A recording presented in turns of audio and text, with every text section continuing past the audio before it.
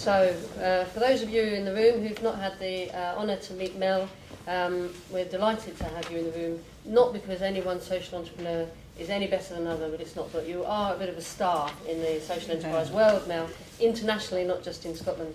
I'm going to read some accolades. I hope you don't blush easily. So Mel is president and co-founder of the Homeless World Cup. The Time magazine had Homeless World Cup as one of the top 50 cultural events of 2014. So if you're not sure what to do on your holiday next year, is it in Brazil? Chile. Go to Chile, watch the... you've been officially scarfed with the World Peace Tartan. What colours is that? Blue. United Nations blue with tartan, some red in it, I think, but predominantly United Nations blue. And the founder is in the back there. Oh. Yeah. Hello. Other amazing people who've been awarded that would include the Dalai Lama and Mahatma Gandhi. So you're in very good company there. Wow. Oh wow, indeed. Can I touch your shirt? You have been very successful as a social entrepreneur in Scotland. You co-founded The Big Issue in Scotland. You helped set up the international network of street papers, which has an annual circulation of over 3 million every year, helping hundreds of thousands of homeless or long-term unemployed people around the world. That's an amazing achievement. Very big strategic work that you're involved in. There's a whole long list here of things that you've been involved in, but the one that my colleague is not going to let me forget is that you're a lifelong supporter of Hibs, hence the football. Well, one of the reasons of football. Character building stuff, exactly. Standing on the stands in the winter. Yeah. No, watching the team. Very good. Finally, Mel's been awarded the Schwab Foundation for Social Entrepreneurship. So he's a Schwab Fellow. Can you tell us a little bit, we'll start off, maybe you can tell us just a little bit more about what is being a Schwab Fellow and how is that linked to the World Economic Forum? How do social entrepreneurs get to that level of discussion making? Well, the World Economic Forum is, which is based in Switzerland, has been going for a whole number of years, and it's predominantly about business people. And at the time of around 2000, I think there was a lot of demonstrators outside the main meetings in Davos, and there was a view that inside there they wanted to kind of change and engage and wanted to know how to engage in a way that they could relate to in terms of business. And so they thought it would be about social entrepreneurs. So they started the Schwab Foundation and picked social entrepreneurs who were acting globally at that time around the world. Mm-hmm. So I was lucky enough to be picked at that point. And their idea was to create an engagement between people who are maybe living in a rarefied atmosphere of running global corporations with social entrepreneurs who might talk to them in a very practical way about some of the issues on the ground. Okay. So rather than creating something that was going to be a kind of positive in it versus a negative, try to talk about the world in a very constructive way. So those dialogues have been going on, and I think they are very, very useful indeed. I think they've created some changes. Partnerships have emerged from it. Mm-hmm. I'm a believer in that fundamentally people are good. So you actually find human beings who are maybe leading a global corporation that everyone says that's a really bad person, and actually you find out that they're actually good people, and it's just that the whole system's messed up. So it's the system that's the problem rather than the people. Mm-hmm. And then you talk about, okay, how can we change the system so that everybody in the world can be inclusive rather than just a few, and that becomes the challenge. And I think there's changes going on as a result. I mean, I do a lot of talks, including to these type of people who are rich and powerful, and I say to people, do you think homelessness is a good idea? And nobody in all the time I've been talking to said it's a good idea, these people. So why do we have it then? Why do we have this extreme poverty in the world?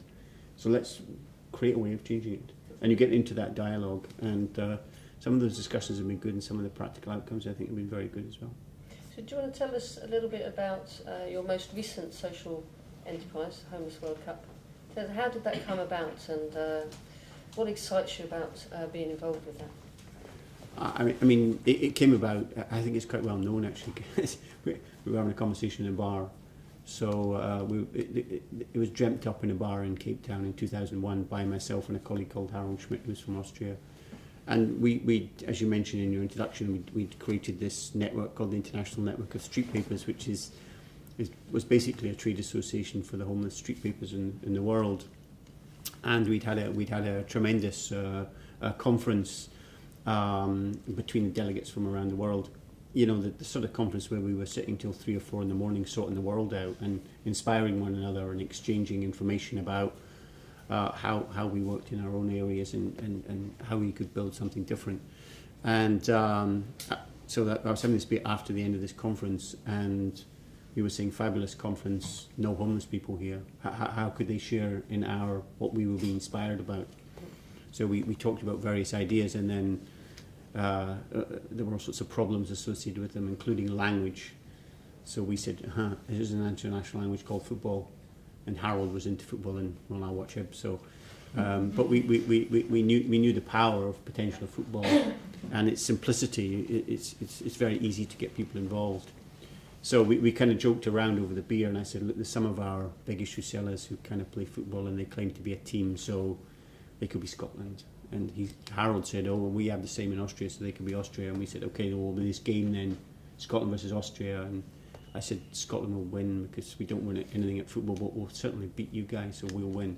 And Harold said, nah, you're rubbish, we'll win. So we shook hands over a beer and said, right, there's going to be this game.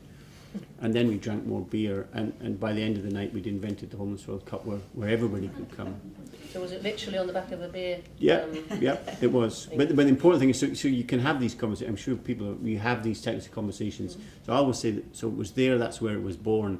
But critically, it was the next morning at breakfast when we said, great conversation, will we leave it in the bar or will we do it?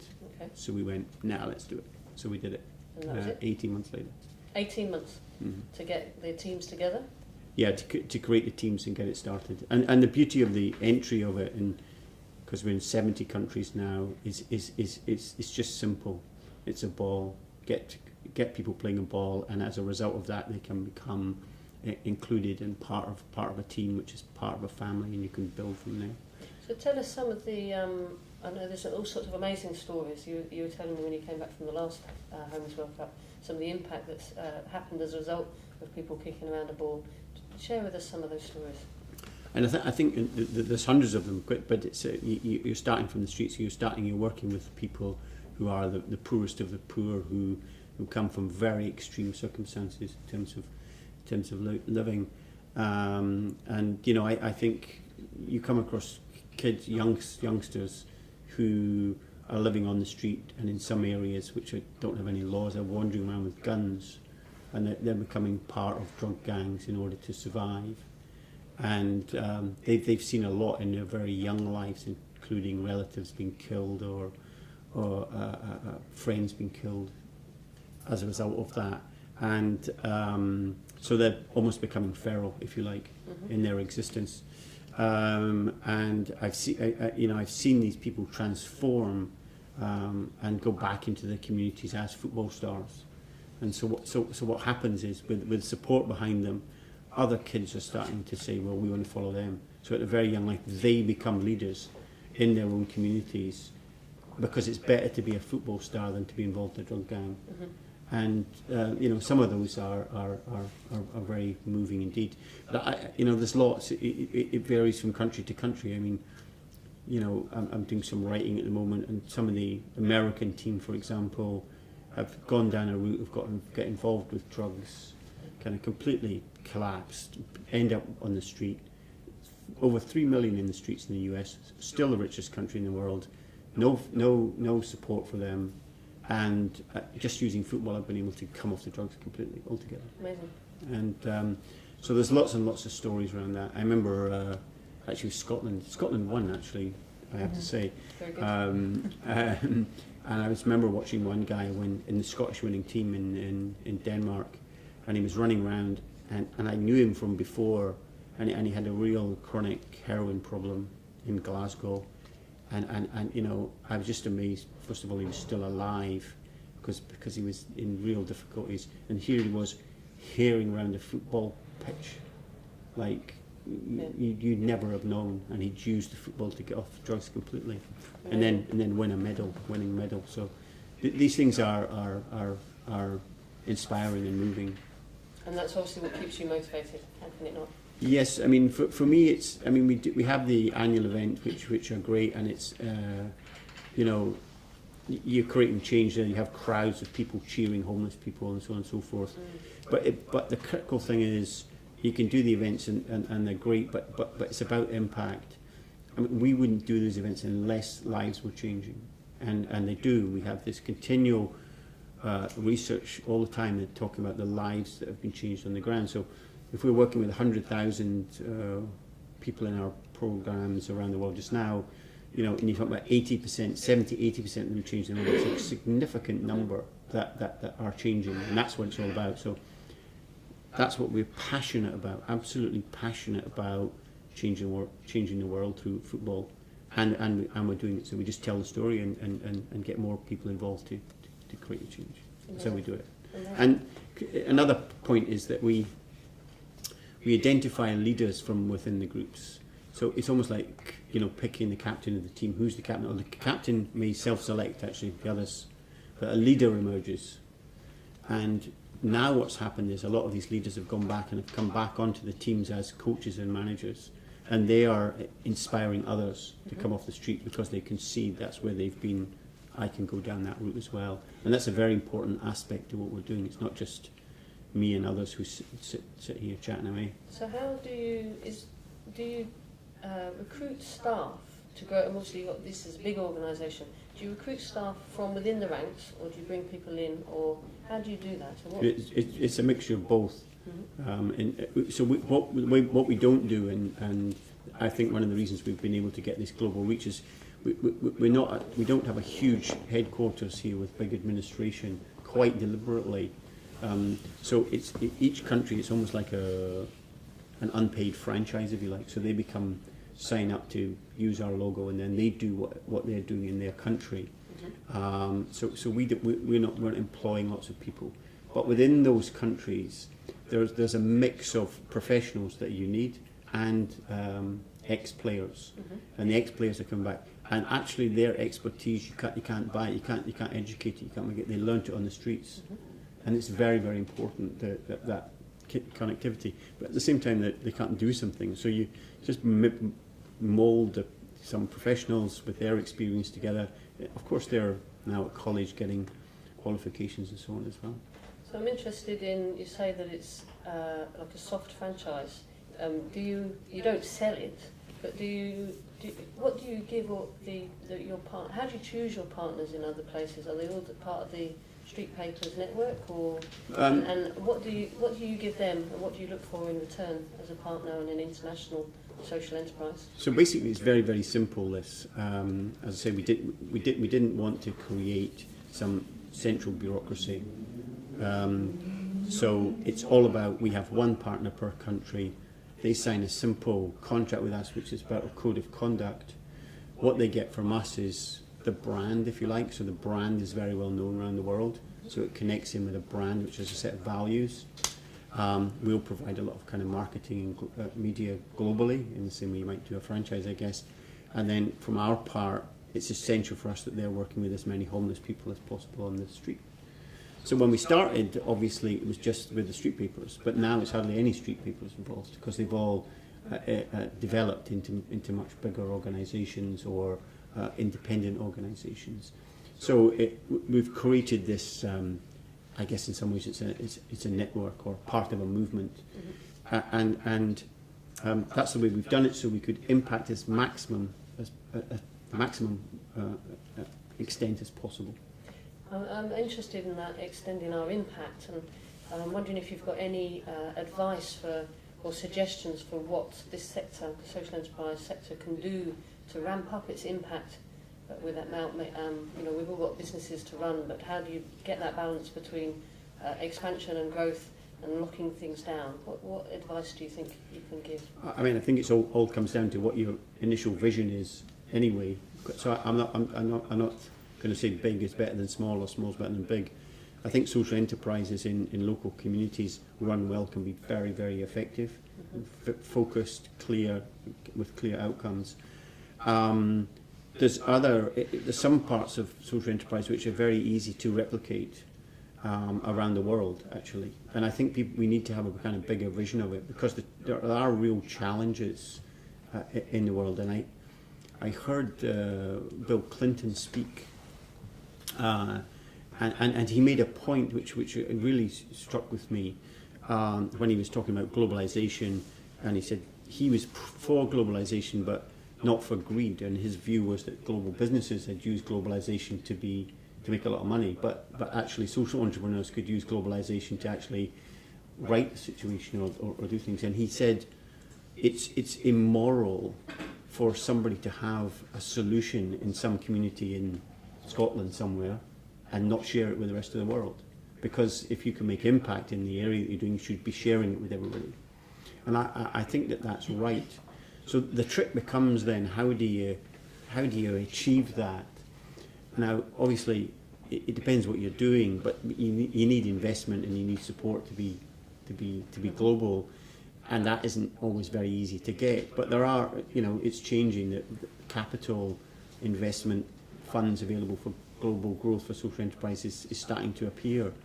We've done it by not doing that, by not lending money, because we've got a very simple mechanism, which is a ball, and you just explain to people what to do, and you don't even have to have the same language. And it's, if you're a business, it's a very easy entry, inexpensive.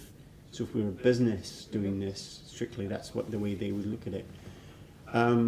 So I'm not answering your question exactly, but I'm not being a politician, because I believe it's the answers both, actually. So just be very clear about what you want to do and then do it very well.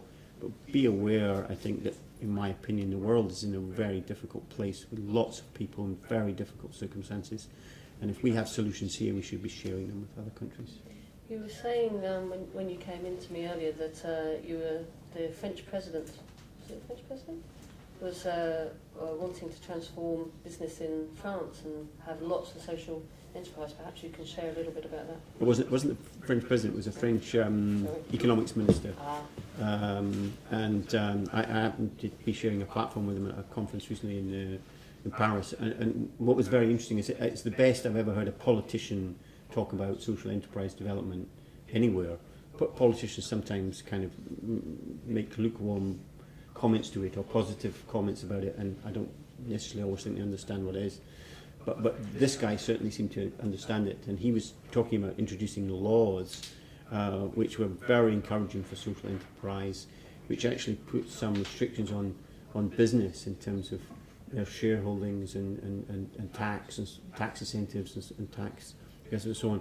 And my view is if he managed to get that through the Parliament of France, then actually it would be a very interesting country. He was talking about social enterprise should be the way we do business, full stop, not some periphery.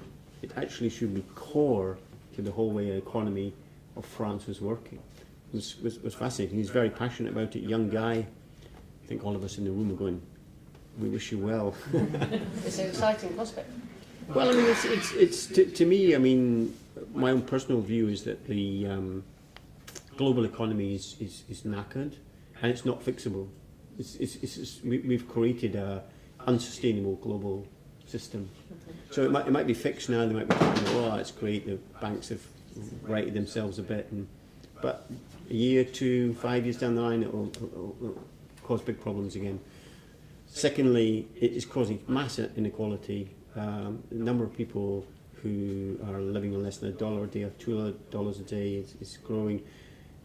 People on the other side have a greater GDP than whole countries now. So there's a huge gap. I don't believe that that's sustainable. So what we need to do is to create some new economic system, I believe. And nobody's writing it down, but somebody who's clever will write it down at some point. A new Adam Smith or Karl Marx or somebody will write something which is relevant for the world we live in now. But we are kind of living it, if you like. So there's bits around. So there's like social enterprise there, and social business there, and social investment over there, and fair trade, and da da da. There's bits, I believe, that potentially form the basis of a new economic system in the world that we could all tap into. And that's interesting, and we have to do more of that, because if we can create a global system which is based, like the French minister says, on social enterprise is the way you do business, or Mohammed Yunus also says it's about social business, this is the way it should be, then you can create real change. And I think that's what the sort of discussions we should be having. I've got two more brief questions before we finish. What advice would you give to somebody who's got a good idea and some passion to make the world a better place? What advice would you give them? Do it. Sponsor Nike. Yeah. I mean, I think you can. For us, we've been successful in a sense, but then we had the vision, we had the passion. You don't do it from 9 to 5, and we've been very lucky. But I will say, and I can tell lots of story about how the luck we've had in some senses. But you make your own luck, in sense. So you've got to get yourself, you've got to bang on the door. 9 people out of 10 will tell you to bugger off because you're crazy, you know. But the one person won't, and you've got to stand up in front of audiences like here and say what you believe, in a passionate way, driven way, and you never know who's in the audience. And somebody goes, I can connect with you, I can do this. So it's about that. Just get on with it, do it. Sometimes I think in Scotland, you know, I think you mentioned about business planning. It's like accords with me immediately, because it's like, you know, people want us to write plans and projections. Well, they have their place. They have their place. Okay, I'm not so anarchistic. You can't do that. You have that, but it's like overdone all the time. But at some point, you have to jump in a swimming pool. You have to say, no, I'm going to jump in there now, or ride the bike. You know, you got to do it. And at that point, it's right. I believe in this. I'm going to do this, and let's get it to work. And then I think you can get it to work if you believe in it. Thank you. One final question, slightly off tangent. What do you think of the new Hits manager? We can edit this out. It's a plug. I wish him good luck. I think he's good or as bad as any of the others. And, I don't know. I know it's a terrible thing to say, but so you have to believe in something. I guess I just said it, but I'm not really in control of them. But they haven't won the cup for 110 years or something now. So the one hope I have in my life is I get to see them win the cup. So I hope he instills some winning belief in the team. That's the sign of a manager, I'm sure. Yeah, let's see. Mel, thank you very much. Thank you.